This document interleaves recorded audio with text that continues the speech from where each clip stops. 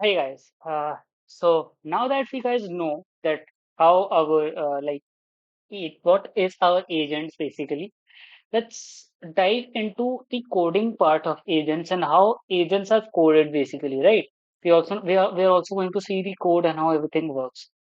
So let's check out the agent file over here. What you can do is you can go to src, then agents, then agent.py, right? We can open this. Now, here we can see that there's a class agent, right? There's this class agent in which we have we have a planner, we have a researcher, we have a formatter, we have a coder, we have an action, and all these things. So basically, what are the things which we can make an agent do? We can make an agent plan, we can make an agent do code, we can make an agent do research or everything, right? So basically, we need our agents to do something or the other, right? So here, what we can do is we can create an agent. Like for a particular agent, there will be everything like a planner, a researcher. Understand agent as a software engineer who will also plan. So you have a planner inside you also. You have a researcher inside you also, and everything. So our today's topic is planner. So what exactly planner is, right? So let's get deep dive dive deep into this. So you can see planner. So when we open agents, there is this agent.py, then you can see planner. So at first, when we are given a task, obviously planner is required to plan out the task, right? So basically, let's see the prompt of the planner right now. So the prompt of the planner is you are Devika, an AI software engineer. The user asked basically this. So this the user query will be given. Based on the user's request, create a step-by-step plan to accomplish this task. Follow the format of your response. So follow the format for your response. Now, the project name will be outputted by the our Devika. Your reply to the human prompter, current focus, and then the plan of action. Right? How exactly the Devika will plan. Each step should be clear, concise description of specific tasks or action required. The plan should overall necessary aspects of the user's request from research and implementation to testing and reporting. Write the plan with knowing you can read all of this. So basically, it tells to give a very good plan. Yeah, so we need a plan, right? So what do we do? So we have planner, we need a plan. So basically, we import this prompt.jinja2 as like this, right? Prompt equal to open agent slash planner slash prompt dot jinja2 dot read dot script. Okay. All of these are cool. So we have a planner now. What does a planner need? A planner needs an LLM. Does it need an LLM? LLM is required for we will give it a query and we will ask it something. So it needs an LLM, and the LLM needs a model ID, right? Which will be our base model, which we send into this planner, just like we did here. See, we sent a base model, right? So that is it. So this render is used to print the basically get the prompt, because in this prompt you can see there is this curly braces prompt, right?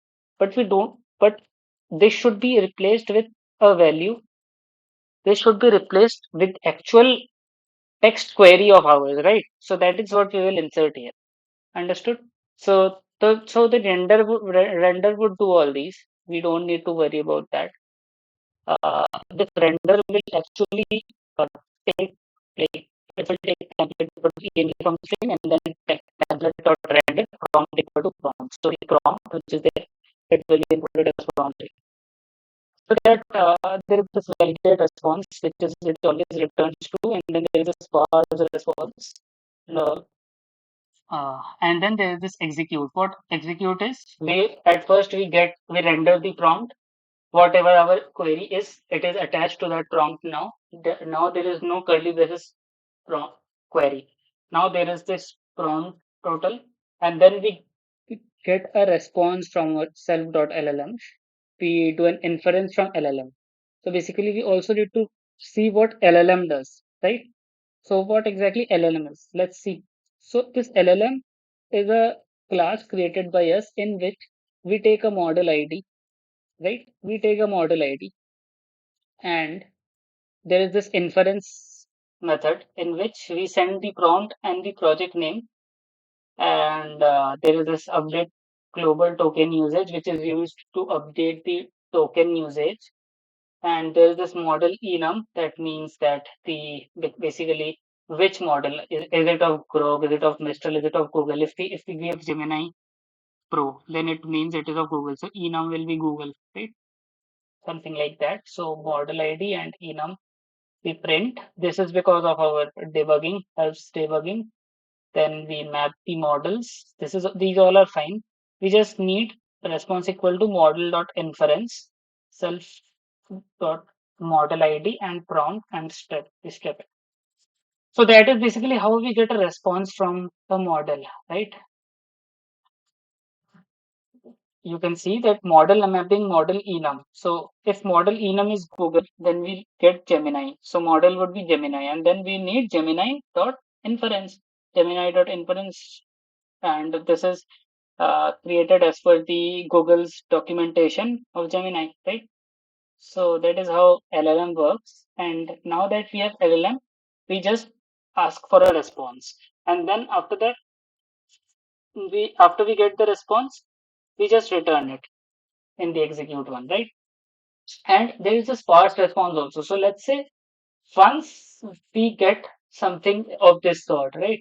Our ideally our LLM should return something like this with some details over here, some details over here, some details, some lines over here. So what we do is we need to strip different things for our front end. So like we need to strip our plan and all, right? So that is what we do here. You will see. So basically, we discussed planner in this video. So basically, planner is a planner who plans the whole project, right? I hope you understood how it works, and it's basically this is an agent. Planner is also an agent who plans basically, right? So I hope you understood it. In the next video, we will learn about researcher and so on and so forth. So I hope you like this video. If you do, please like and subscribe. Thank you.